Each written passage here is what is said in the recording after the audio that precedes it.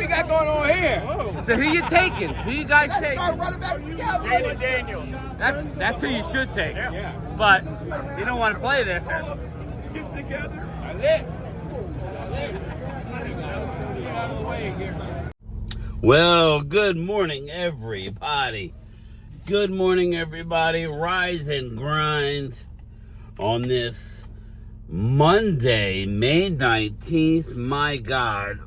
Next Monday is Memorial Day weekend. You gotta be kidding me. Lord have mercy. Rise and grind. Hope everybody is looking forward to this day. I know I'm not looking forward to going to work. Hell no. Hell no. Not that it's hard work, but I ain't looking forward to going. That's for sure. But I digress. I'll get there once I get some liquid gold into me. Yeah, I have like just a little bit of liquid gold in the system. It's about 10 to 6 right now in the morning on the East Coast. So we got brightness, so it's nice. It's supposed to be a nice day today. Nice live stream last night. Sorry I had to cut it, but we were going an hour and 40 minutes or something like that. Hour and 45 minutes. I gotta get up in the morning. So that's my fault for starting it so late, but I got it in. So, I mean, like a lot of good points brought up, and once we dug into the schedule, Dallas' schedule is not as hard. I mean, again, if you get off to a bad start, then you can be in trouble. But if you get off to a decent start, up to the bye week, it's very, very... It's not ridiculous. After the bye week, then it gets a little, and around Thanksgiving, yeah, after the bye week, they're at the Raiders, and then all hell breaks loose. And looking at the Eagles schedule, I don't think it's that hard. I don't. Like Leo was saying, you guys get a lot of mini breaks early in the season. You know, and then when you start to look around the league and everybody else's schedule, that's what the teams of the East have to be concerned about. People want to say, well, there could be 3 teams coming out representing the playoffs. I mean, I don't know. Washington's schedule is not hard at all. Washington has a cake schedule. As much as you could have a cake schedule. Oh, how do you know? I'm just going by last year and what I think. There's a team that could throw a wrench into everybody's plans, and that's the Minnesota Vikings. Now, they're a very well-coached team, in my opinion. I think it's Kevin McCarthy. He's a good coach. They always overexceed expectation, at least my expectation. The Vikings, under J.J. McCarthy, I think will show flashes. Obviously, you've got talent with Jordan Addison, right? And Justin Jefferson. So, okay. I mean, you know, they're a very talented offense. Defense, I mean, you know, put in the comments. Are the Vikings going to be that good this year? I'm being serious. Because if they are, then that could pose an issue. But I think the Washington Commandos' schedule is not bad. I don't think it's bad. The Giants have a ridiculous schedule. But, again, this isn't the year for the Giants. Giants, this is a building year. They need to show progress, and they need to find a way to get Jackson Dart into the game. Because Russell Wilson is not the answer, Jesse.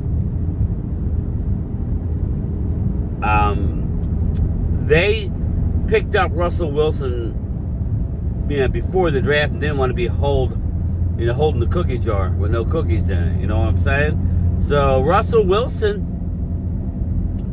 probably would not be there. Maybe he would, but I don't think both of them would be. You wouldn't have Russell Wilson and Jameis. You would probably have one of them, Tommy DeVito. You would have one of them. I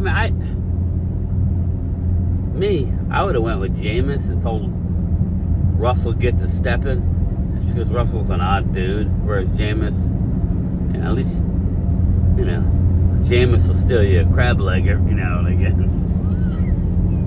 Jameis is good for lifting some crab legs. Is that who it was? Didn't he lift crab legs when he was younger? I don't know. Put it in the comments. But Jesse, I mean, if you can win 7 games, 8 games, that's phenomenal. So in that respect, I think the division will be closer. Because I think the Giants will find a way to win 7 games. Somehow, some way, they'll find a way to win 7, 8 games. After looking at Dallas' schedule, I'm still going to say 9 or 10. I'm above the 8 now. I'm going to say 9 or 10. I think they get in the playoffs, which is what it's all about anyway. But do they get in the playoffs? Do they? If they win 9, they may not get in the playoffs. That's the thing. Dallas needs to get off to a hot start, everybody. Now, I'm not saying, I mean, listen, obviously I would love for them to win the Eagle game, you know, but the schedule isn't that hard. It's not. You come home against the Giants. You got to win that game, Jesse. Sorry, we got to win. If you don't win home opener against the Giants coming off a banner night, I don't care what happens in banner night. You better win that one. Then it don't matter about banner night. You know, you got to get to your bye week looking good. You know, which I think they can. I think they can. I think the Giants' schedule is ridiculous. But when you start looking around the league, Niners, I think Niners come back to earth. Buccaneers are a very interesting team to me. Philly has to go to Tampa. Say what you want. Tampa always plays them tough for whatever reason. The Tampa Bay Buccaneers are to Philly what the Arizona Cardinals are to Dallas. We play Arizona at home. Kyler Murray 9-0. Why did I have a dream that Kyler Murray is going to be the quarterback of the Cowboys at some point? I don't know. Oh, I mean, like, am I an idiot?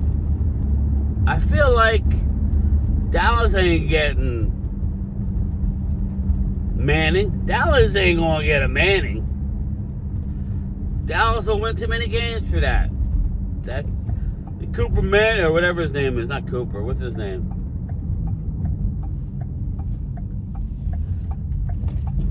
What's the Texas quarterback name? I have no liquid gold in me, people. Who am I thinking of? Tank for Manning.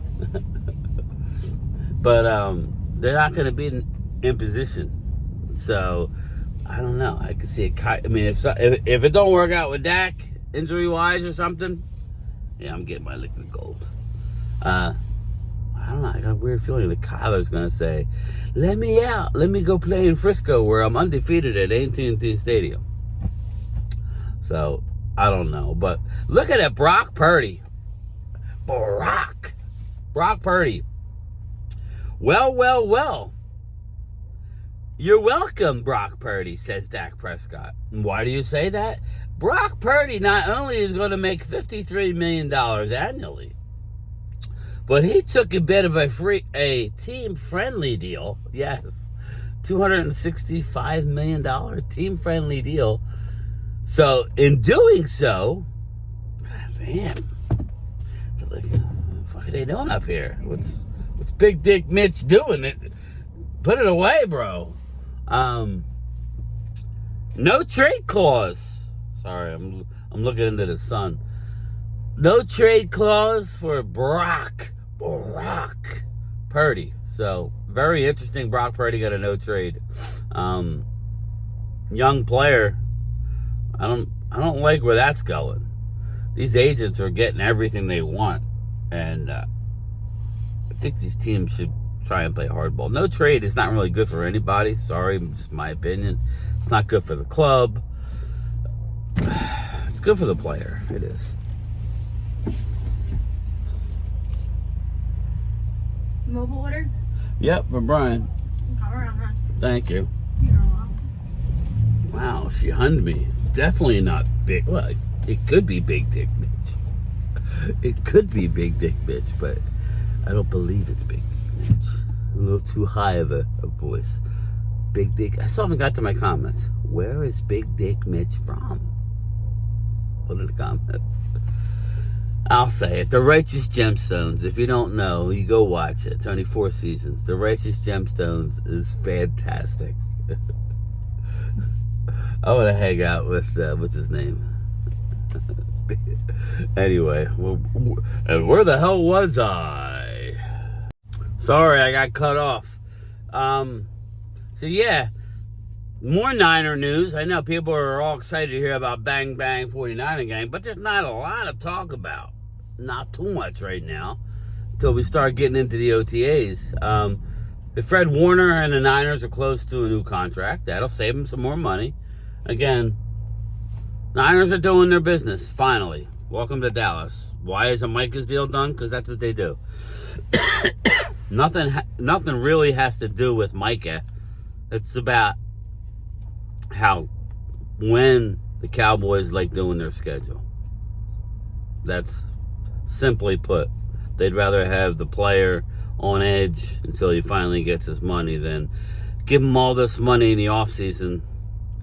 That's my take. I really do believe they don't want to be locked into no death benefits, God forbid something happens. Because let's face it, these young players, not Micah, but you don't really know what somebody is doing behind closed doors. It's a lot of money. Sometimes these owners would rather have a sense of security, knowing that they're waiting, for the player to be in the building full time before they get their money. I know what you're thinking, but that's just my opinion. What other reason could there be? We've talked about it. God damn, Big Dick Mitch. What are we doing? Let's fucking get your coffee and go. It's ridiculous. But you saw, as I showed Law Nation's a couple-minute video last night, CeeDee Lamb was at a Kyler Murray fundraiser. Hold that thought. I'm getting my liquid gold. Thank you. See you. Wow, I got two babes. Definitely not Big Dick Mitch. With a little smiley face. A little smiley face on my coffee. God damn. Oh yeah, that's good. Yeah, you're cool. Get your coffee, pull out in front of a semi-truck. God, what a dumbass. Hey, people, don't pull out or hit the brakes in front of an 18-wheeler, because they can't stop that way and that easy. They'll blow their brakes out. They're fucking idiots. Get your liquid gold, and you pull out into traffic like you're pissed. You're waiting. You look like you're in your sweats. You ain't going to work, punk bitch. You ain't going to work. You're going back to the lot. The lot lizards are waiting for you. Sorry. What am I doing, people? What was I talking about? Oh, yeah. Kyler Murray fundraiser. CD was there with a towering George Pickens. Towering. And the whole... I didn't show every little interview and of what they're saying and shit. I mean, everybody's talking about, okay, good luck stopping that offense. Listen, they're writing checks, right? They're writing checks that they're going to have to cash. But they're not talking as much. But players around the league take notice to what that trade meant for the Dallas Cowboys. Really, this is what should have been done when they felt the need to move on from Amari Cooper. They should have made a trade like this. Okay? They should have made a trade like that. So, interesting that they did not. They chose to go with Jalen Tolbert, right? And they brought in, let's face it, they went with the Green Bay. I always forget his name. Who was the receiver for Green Bay who came to Dallas? Dak, always gets everybody paid. He left on a free agent deal to Houston. He was Aaron Rodgers' guy. Who am I thinking of? Not Freeman. After Freeman. Anyway, I can't think of him. Now, he got paid by the Houston Texans, then retired a year or two after. Then we went and got Brandon Cooks. I don't have a problem if you're going to move on from Amari Cooper because you got your panties in a bunch over the COVID BS. But you had to replace him. Like, Jerry didn't learn his lesson the first time when he just had, when he had a young CD, right? And then you traded for him. Now, who was our receiver? Put in the comments. Who was the receiver? Thomas Garrett. Was it CD? It wasn't CD. When we traded for, I don't think we had a big name receiver, did we? When we traded for Amari the first time, who was the receiver that he came and helped? Wasn't Dez, was it? Was it Dez? I don't know. I'm confused. I'm confused. Yeah, I'm turning, you're turning, we're all turning. So, yeah, I don't know. Put in the comments. When we traded for Amari, who was our wideout at the time? Because I know I was actually surprised to hear that Amari and CD only played each other for really 7 games. So, they learned their lesson and they saw what a good young wide receiver does for you. They saw it opens the field up. It totally opens the field up. And to let Amari go and not replace him, you kind of didn't learn from your mistakes. Now you go out and get a George Pickens. They're at the fundraiser for Kyler Murray. We know that CD's a little bit taller than Dak. So CD's like 6'2" and a half. I think Dak's 6'2". They're about the same size. But George Pickens he's 6'3" plus. Big boy. Fast. I can't wait. I really can't wait to see it. You just want to hope that you want to knock on wood and make sure that we see it. Nothing happens. Because there seems like there's a black cloud over this team last year. So we need some good news. We need some good news, regarding everybody's health and staying healthy. You're going to have injuries. It's the NFL. The NFL you're going to have injuries. That's why. And I forgot to look. I don't think we have that situation that the Giants, the Eagles, and the Commandos all have. They each played each other. The Eagles play the Giants within 3 weeks and Washington within 3 weeks, but not Dallas.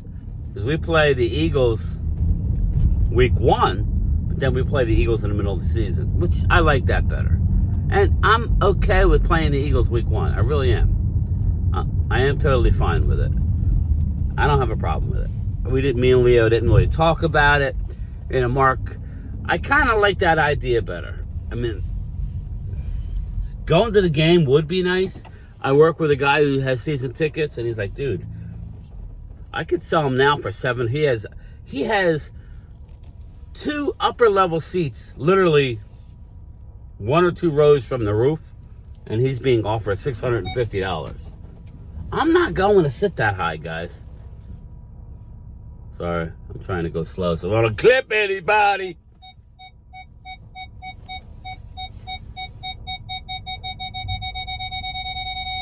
Like a glass. Clear! Oh, sorry. Clear! He's telling me he was offered over $600 for a pair of seats all the way up, literally 2 rows from the top, and that's steep. Listen, I'm a little bit, I'm soft, okay? I'm soft. I'm not that guy. I'm not that guy to sit high. I mean, I would pay $600 to sit in the end zone, sit somewhere in the lower bowl. I would. I mean, not necessarily for that game, because I think we're going into a Hornets test. But see, people go, well, why do you want to play the Eagles if you think Dallas is going to lose? I'm going to predict Dallas losing the game. I mean, come on. But that doesn't mean Dallas can't win the game. Because you're hearing a lot of people go, well, New England's favored, like 11 out of their 17 weeks. Okay, so you're telling me they're going to win 11 games? Dallas is favored all but two or three games last year. Again, I brought it up as I was doing my handicapping, but at the end of the day, what does it mean? What does it really mean?